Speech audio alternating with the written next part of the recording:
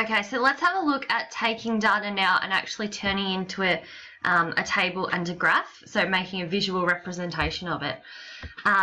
So tables displaying grouped numerical data can use a class intervals. So you can actually use, a bracket of values. So for example, you can see over here that they've used, an interval of 5 to less than 10. So that means that it's going to that 9.9999999. That is the less than symbol.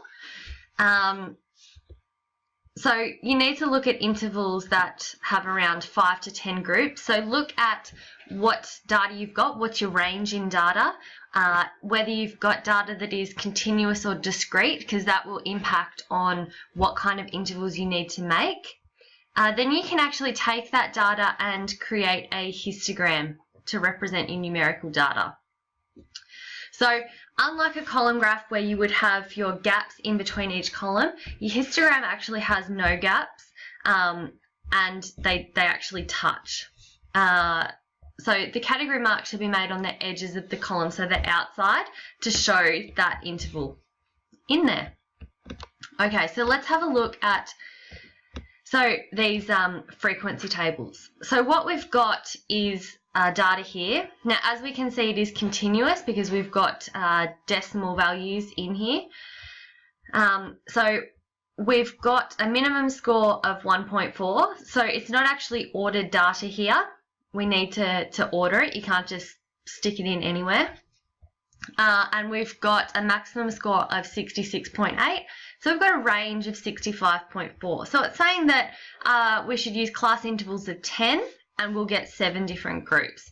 So they've decided on the categories from 0 to less than 10, from 10 to less than 20, 20 to less than 30, 30 to less than 40, so on and so forth. So as you can see, they've kept the intervals the same, which you need to do, and then they've simply recorded the frequency of each of those intervals.